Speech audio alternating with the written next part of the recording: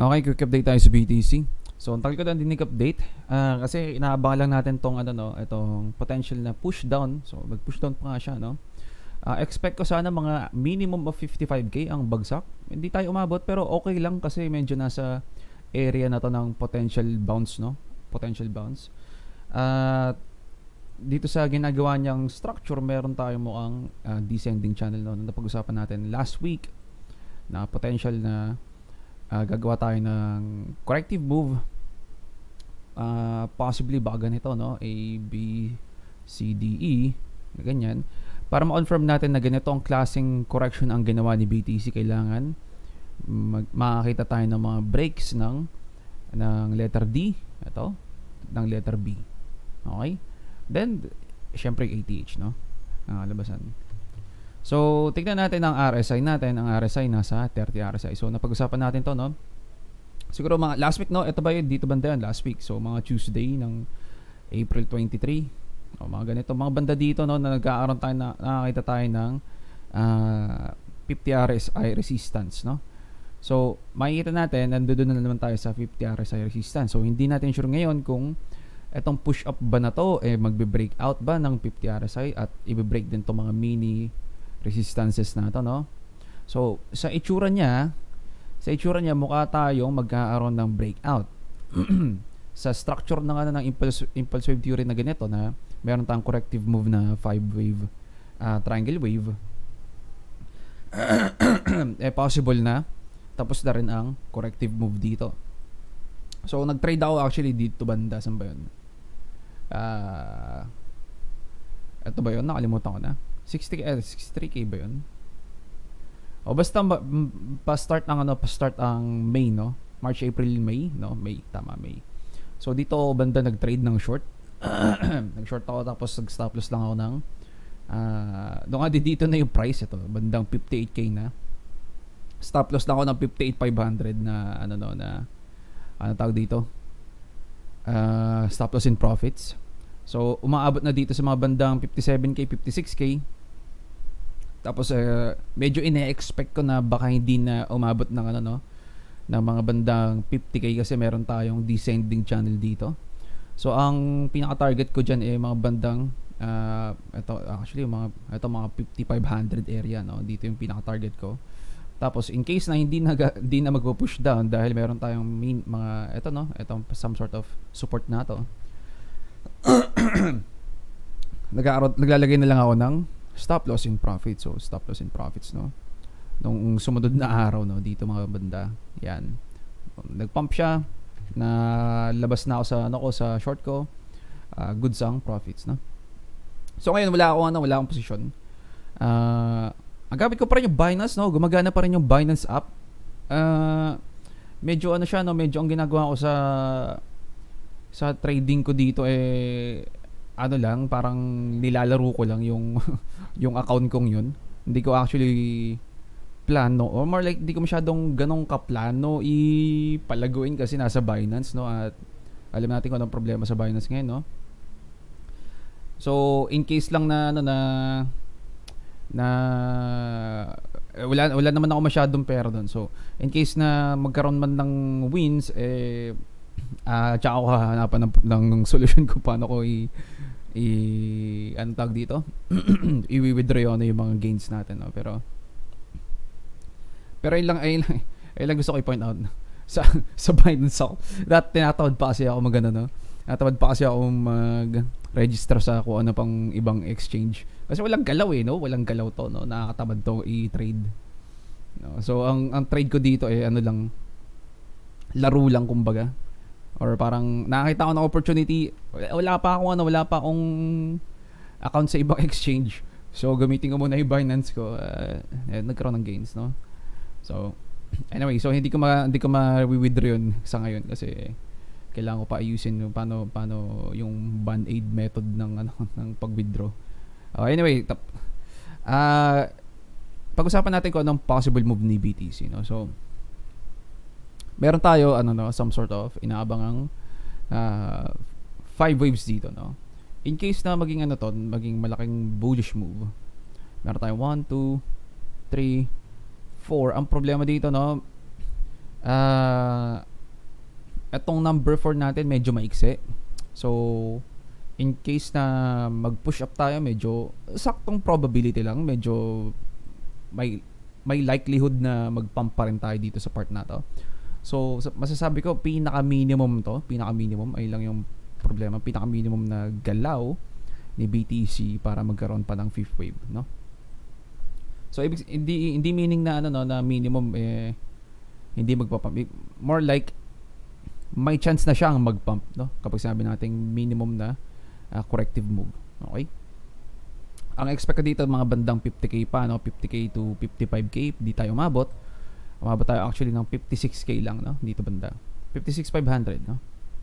So possible naman na doon na tayo magba-bounce, no? Kasi meron din tayong descending channel. Makita natin sa RSI din natin, pinag-usapan natin to, no? Yung 50 RSI, no? Magre-reject tayo, babagsak, nakabot tayo ng 30 RSI. Possible na mag-pump, no?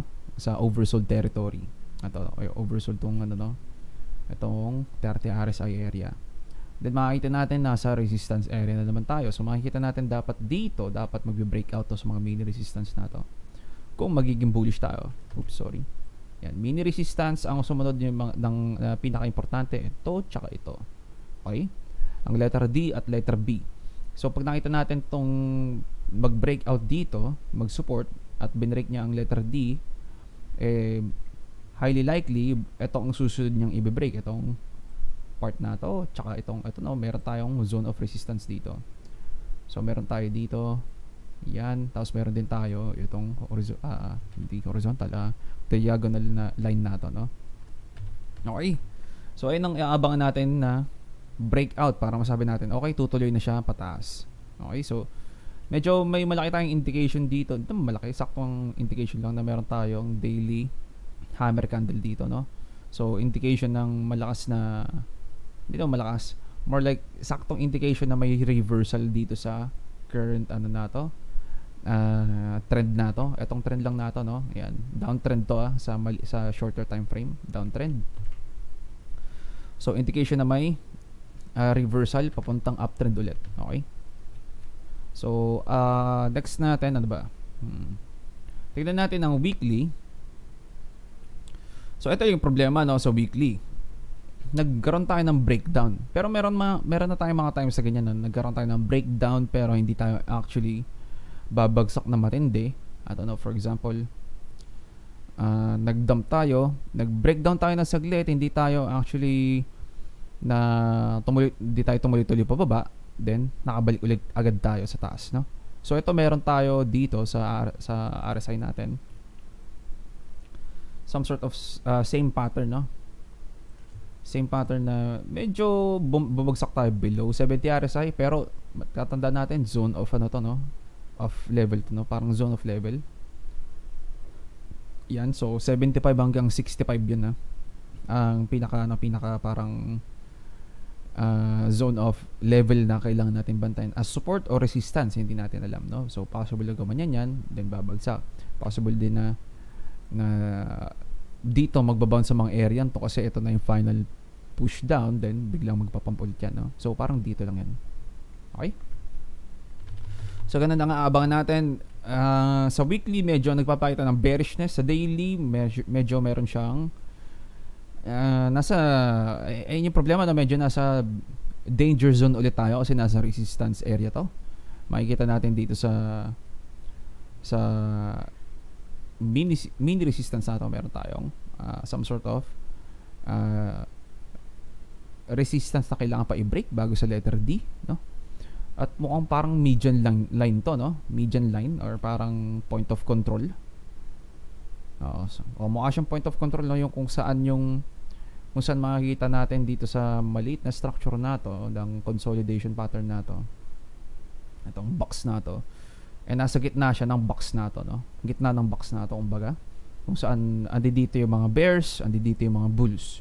Okay?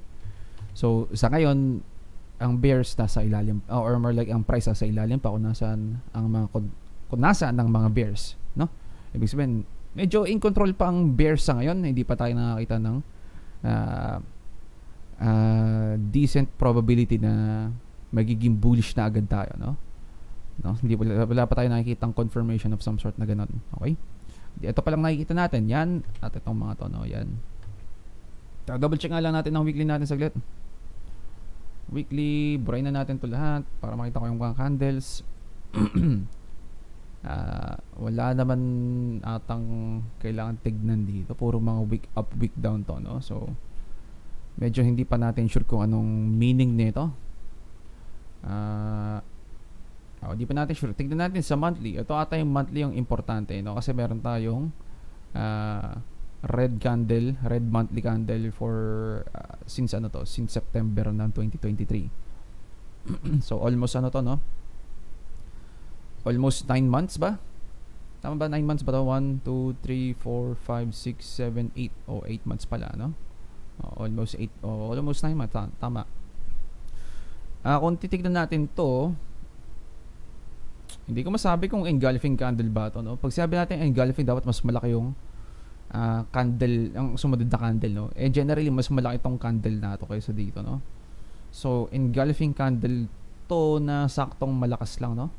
So, mga type of malakas na indication of engulfing candle, mga ganito. Yan. So, engulf niya to mismo, no? Lalo na yung body, no? Yung body. Then, after ng engulfing candle na yun, malakas na dump, no? Malakas na dump. So, saan pa ba? To, engulfing candle na pa-bullish, then malakas na pump. No, ito, no, hindi niya ma-engulf tong red candle na to. So, nagpapakita ng corrective move to na ascending channel na ganyan, no? Ascending channel, then dump. So, parang ganyan yung wave niyan. Wave down, wave up, na mahina, then wave down. So, dito, tingnan natin, meron tayong wave up, wave down. Etong wave up na to hanggang dito ba, hanggang dito sa wave down na to, part ba to ng 5 waves papuntang 5th wave, no? So ito lang yung problema dito sa pump na to, no? Etong buong structure na to, mukhang mahinang klaseng pump to. So ayun nga, no? Baka ma-expect natin mga dito lang banda. Okay? So kailangan natin mag-ingat din. Tignan natin ang RSI natin. Ang RSI sa monthly. So sa monthly, hindi pa tayo actually nakakita na ba tayo ng mag-fake breakdown tayo o kaya fake breakout? Wala, no? Ano to, no? Eksakto sa mga 70 RSI talaga to, no? Wala siya yung mga 65 or 75 katulad do sa weekly. Kapag nagbe-breakdown tayo, eto, no? Pag nag-breakdown tayo dito, ginagamit na as resistance ulit to. So nag-breakdown tayo dito of some sort, no? Dito. So, ang pinakatanong, gagamitin ba as resistance to? O baka ano lang to, no? Baka yun nga yung case ng mga bandang baka 65 RSI lang, then magbabounce ulit pataas, by breakout ulit ng 70 RSI, no? Hindi natin sure. Pero wala pa tayo nakikitang ganong klaseng type of galaw. O baka ito, no? Nakaabot tayo ng 72 ata dito, RSI, breakout kunwari, biglang magdadump ulit, no? So, dito, mag-breakout dito kunwari, may breakout dito ng onti, no? Then fake breakout, dadump ulit, no? So ito ang pinakauna. Dito pabaliktad nga lang, breakdown to, pa-breakdown. Breakdown tayo ng 70 RSI. Ngayon ang tanong, magba-bounce ba to o kaya magre-reject dun sa 70 RSI mismo? Hindi natin sure, ha? Pero kayo nga, tandaan natin to, itong part na to. Kahit di siya ganun kalakihan, ang definition ng engulfing candle mas malaki siya sa previous candle. So makikita niyo yung body nito mas malaki kaysa dito. So hindi siya ganong kalakasang indication sa ngayon kasi almost magkasing laki lang sila. Meron atang ibang tawag dito na hindi ata engulfing candle. Nakalimutan ko nung tawag doon sa candlestick pattern na yun. Na kapag meron tayong green candle dito, biglang may red candle tayo dito. Yan. Nakalimutan ko na, tapos di ko sure kung anong sunod na movement nun. Basta nakalimutan ko na kung anong candlestick pattern yun. Double check nyo lang yun. Marami kasi meaning yun. Pwedeng correction lang yun, then magpa-pump, no? Pwedeng reversal yun kasi lakas niya yung pump na ginawa niya last session, no? So ibig sabihin, okay, ayun na siguro yung final push ng mga bulls, no? Then ang susunod na yung turn na ng bears na, no? Baka ganun ang meaning nun. Hindi natin sure, no? Pero yun lang, gusto ko i-point out, no? Meron tayong 70 RSI breakdown, pero hindi natin sure kung magbabounce or magda-dump, no? Actually, kung titignan natin closely to, 70 man, may late lang to. Medyo mas malaking yung breakdown nito kumpara sa breakout nito, no? So medyo mas delikado to, no? Na baka hindi tumuloy-tuloy pataas to. Rejection, then dump, baka ganun mangyari, hindi natin sure. Okay? So titignan natin ng history, wala, no? Ito lang, no? Resistance, bagsak, breakout. Resistance, bagsak, breakout, support, push up, no? Dito rin, no? Napakasimple, no? Napakasimple ng RSI dito sa monthly natin, dito sa mga previous data since 2013, no? Hanggang 2020, no? 2021. Ito medyo first time tayo nakakita ng ganito ulit, no? Na kakaibang RSI na breakout, napaka-late na klaseng breakout. May breakdown. Ngayon, di natin sure kung ano to, no? Kung susundan natin ng ang chart na ganito, ay masasabi natin tapos na yung bull market, no? Kasi kapag nag-breakout at nag-breakdown, indication na tapos na ang bull market nun sa sa history ni BTC. So mabilis lang, no? Ito, breakout, bull market, breakdown, tapos na ang bull market, no? Ito. Yan, tapos na ang bull market dito sa breakdown na to. Then puro bear market. So ganoon din dito, no? So actually dito siya natapos, no, yung bull market, no? Kahit meron tayong higher high dito. So kaya di natin sure kung anong klaseng wave count to. Ibig sabihin dapat dito na yung pinaka bull cycle top. So maraming nasa internet yan, no? Nasa YouTube yan na dalawa yung pinagtatalunan dito kung nasa ng bull cycle top dito. Hindi natin sure.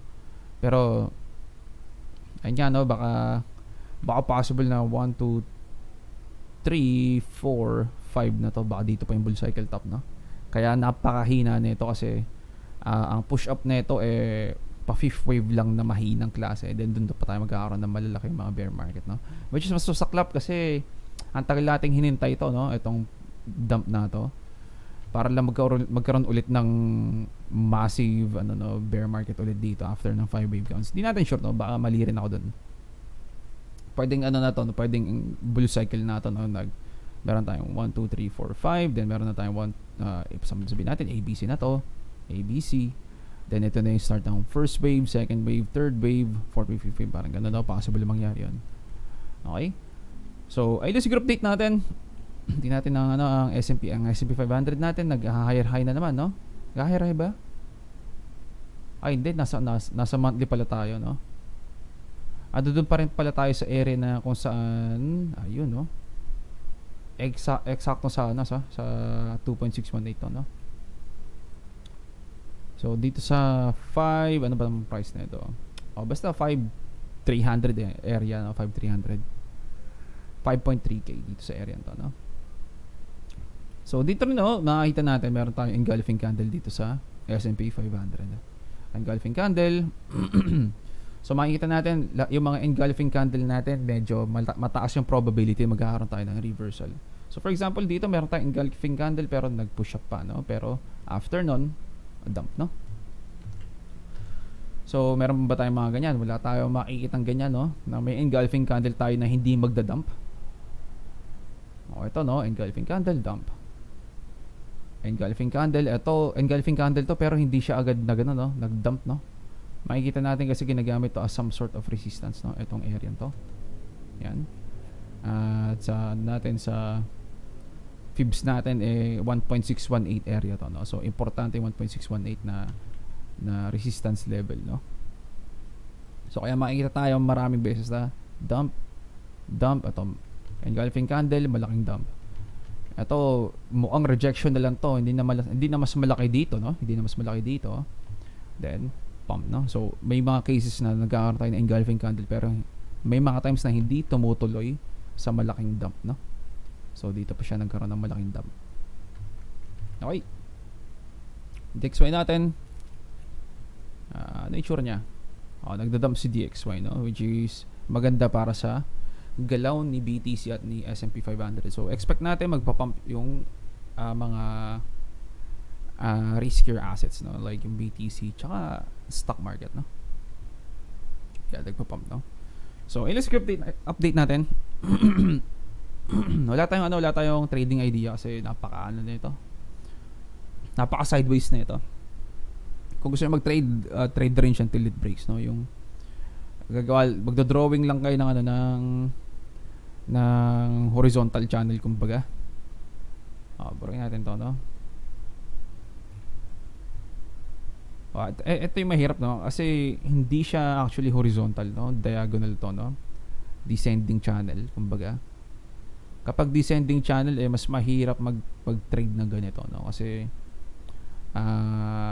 hindi natin masasabi kung saan yung kunwari dito kayo maglulong, no, kunwari dito kayo maglulong, or sabi natin nakapaglong kayo dito tapos magpo-push lang pa pala dito, o kaya naglong kayo dito, nagpa-pump nga pero mamaya baka bumalik dito, then tsaka pala mag-breakout, no. Ganun din dito kapag sabi natin nag-short kayo dito, babagsak, mas higher probability na magbe-breakout itong mga descending channel na to, no. So pwede kayong bingwit ng matindi dito, no, o kaya baka ma-liquidate, no. So medyo mahirap magbigay ng dito ng trading idea. Ginamit ko lang siguro yung monthly na dito, no, na monthly ba yun o weekly? Nasaan na yun? Ito yung weekly. Kasi alam ko matatapos na yung April ang kakalabasan. Nasa red tayo sa monthly. Nasa red tayo sa monthly ito. So dito banda, no, 60k ata yun. Basta nakalimutan ko yung short position ko. Pero short position banda dito. Yan, take profit banda dito. Yan, hindi ko na ma-drawing kasi sobrang late na. Yan. Okay, so ay lang siguro update natin. Ingat sa trades at tandaan natin itong mga RSI na ito, no. Importante ito. May makikita ba tayo sa volume? Sa volume, meron tayong weakening volume sa dump. So, magandang sign for the bulls na meron tayo some sort of reversal na paparating possibly. Daily. Mukhang ito yung peak ng hindi natin masabi, no. Basta kailangan natin makita to, itong part na to mag-break, itong mini resistance na to. Tapos ito yung mga importante. Ito, tsaka ito. Okay, itong dalawang to, no. Yan. Okay, sige yun lang, Ingat sa trades, GG's boys.